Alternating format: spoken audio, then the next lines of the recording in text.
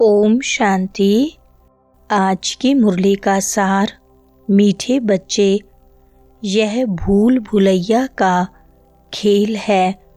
तुम घड़ी घड़ी बाप को भूल जाते हो।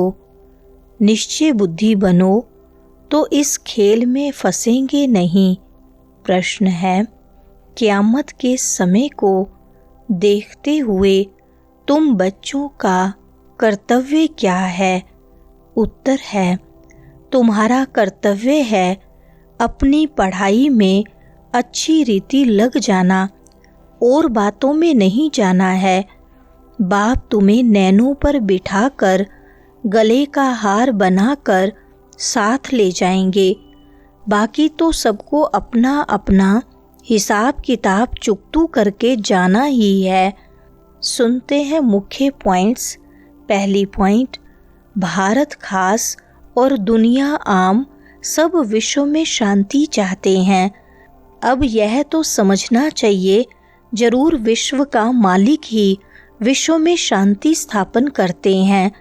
गॉड फादर को ही पुकारना चाहिए कि आकर विश्व में शांति फैलाओ। किसको पुकारें वह भी बिचारों को पता नहीं है। सारे विश्व की बात है ना, सारे विश्व में शांति चाहते हैं। अब शांति का धाम तो अलग है, जहाँ बाप और आप आत्माएं रहती हो। यह भी बेहद का बाप ही समझाते हैं। अब इस दुनिया में तो ढेर के ढेर मनुष्य हैं, अनेक धर्म हैं। कहते हैं एक धर्म हो जाए तो शांति हो। सब धर्म मिलकर एक तो हो नहीं सकते। दूसरी पॉइंट, त्रिमूर्ति की महिमा भी है। त्रिमूर्ति के चित्र बहुत रखते हैं। यह भी जानते हैं ब्रह्मा द्वारा स्थापना किसकी? सिर्फ शांति की थोड़ी होगी। शांति और सुख की स्थापना होती है। इस भारत में ही 5000 वर्ष पहले जब इनका राज्य था तो जरूर बाकी सब जीव आत्माएं जीव को छोड़ अपने घर गई होंगी। अब चाहते हैं एक धर्म, एक राज्य, एक भाषा। अब तुम बच्चे जानते हो बाप शांति, सुख, संपत्ति की स्थापना कर रहे हैं। यह कोई नई बात नहीं, अनेक बार एक राज्य स्थापन हुआ है। तीसरी पॉइंट, आत्मा ही सुनती है, पढ़ती है। आत्मा में ही संस्कार हैं। हम आत्मा भिन्न भिन्न शरीर धारण करती हैं। बच्चों को निश्चय बुद्धि होने में भी बड़ी मेहनत लगती है। कहते हैं बाबा घड़ी घड़ी भूल जाते हैं। बाप समझाते हैं यह खेल भूल भुलैया का है। इसमें तुम जैसे फंस गए हो। पता नहीं है हम अपने घर अथवा राजधानी में कैसे जाएंगे। अब बाप ने समझाया है, आगे कुछ नहीं जानते थे। आत्मा कितनी पत्थर बुद्धि बन जाती है। चौथी पॉइंट, इनको कहते हैं कांटों का जंगल। यह सारी दुनिया कांटों का जंगल है। फूलों के बगीचे को आग लगी ऐसा कभी सुना नहीं होगा। हमेशा जंगल को आग लगती है। यह भी जंगल है, इनको आग लगनी है जरूर। भंबोर को आग लगनी है। इस सारी दुनिया को ही भंबोर कहा जाता है। अभी तुम बच्चों ने बाप को जान लिया है। सम्मुख बैठे हो। जो गाते थे तुम्ही से बैठूं, वह सब कुछ हो रहा है। भगवानुवाच तो जरूर पढ़ेंगे ना। भगवानुवाच बच्चों प्रति ही होगा ना। पांचवें पॉइंट, भक्तों को सत्युग की राजधानी का फल मिलता है। तुम समझते हो हमने सबसे जास्ती भक्ति की है, इसलिए हम ही पहले पहले बाप के पास आए हैं। फिर हम ही राजधानी में आएंगे। तो बच्चों को पूरा पुरुषार्थ करना चाहिए नई दुनिया में ऊंच पद पाने। भक्ति में भी पुरुषार्थ करते हैं ना। बहुत भक्ति करने वालों का नाम वाला होता है। कई भक्तों की स्टैंप भी निकालते हैं।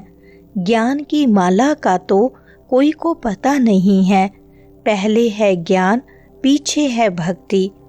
छठी पॉइंट, तुम जानते हो रूहानी बाप द्वारा हमको यह पद मिलता है। ऐसे ऐसे विचार सागर मंथन करना चाहिए।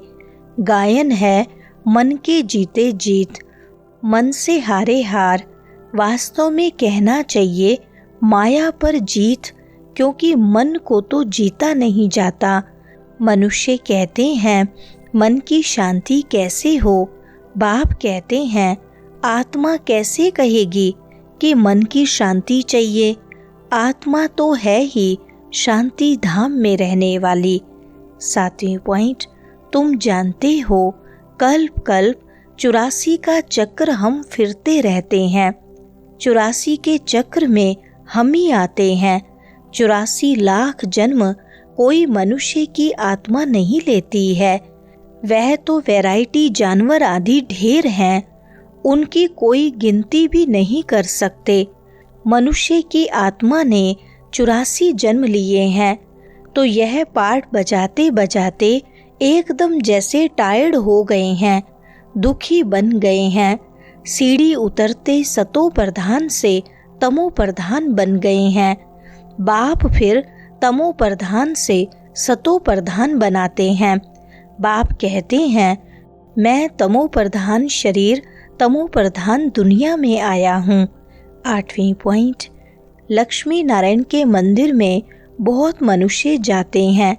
यह थोड़ी किसकी बुद्धि में है कि यही भारत के मालिक थे।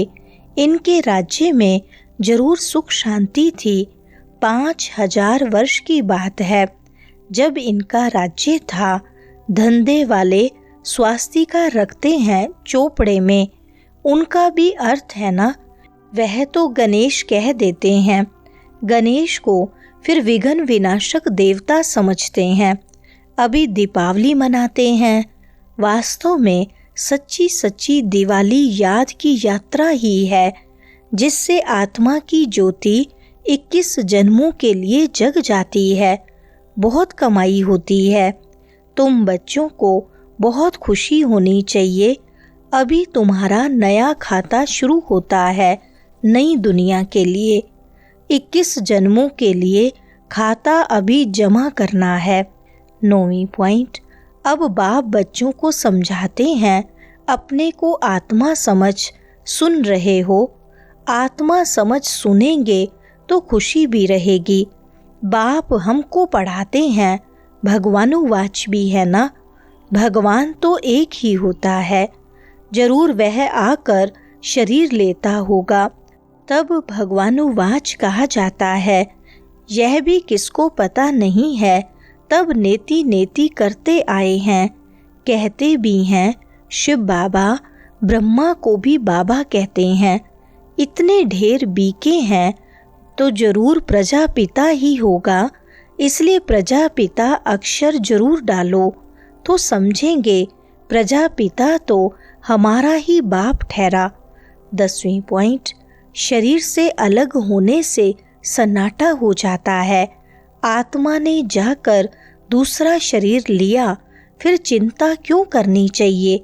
वापिस थोड़े ही आएगी। परंतु मोह सताता है, वहाँ तुमको मोह नहीं सताएगा। वहाँ 5 विकार होते नहीं। रावण राज्य ही नहीं, वह है राम राज्य। हमेशा रावण राज्य हो तो फिर मनुष्य थक जाए, कभी सुख देख न सके। अभी तुम आस्तिक बने हो और त्रिकालदर्शी भी बने हो। मनुष्य बाप को नहीं जानते, इसलिए नास्तिक कहा जाता है। 11वां पॉइंट, अभी तुम बच्चे जानते हो यह शास्त्र आदि जो पास्ट हो चुके हैं, यह सब है भक्ति मार्ग। अभी तुम हो ज्ञान मार्ग में। बाप तुम बच्चों को कितना प्यार से नैनों पर बिठाकर ले जाते हैं।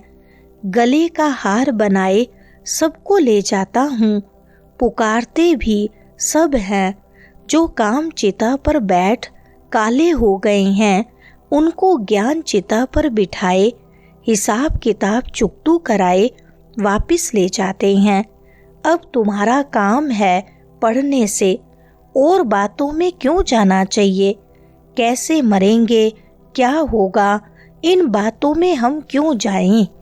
वरदान है, रूहानियत की स्थिति द्वारा व्यर्थ बातों का स्टॉक खत्म करने वाले खुशी के खजाने से संपन्न भव।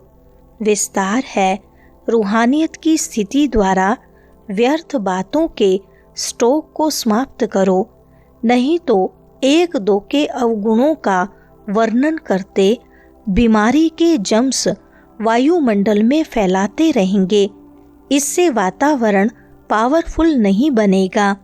आपके पास अनेक भावों से अनेक आत्माएं आएंगी, लेकिन आपकी तरफ से शुभ भावना की बातें ही ले जाएं।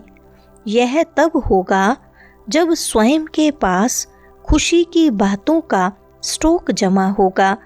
यदि दिल में किसी के प्रति कोई व्यर्थ बातें होंगी, तो जहाँ बातें हैं वहाँ बाप नहीं, पाप है।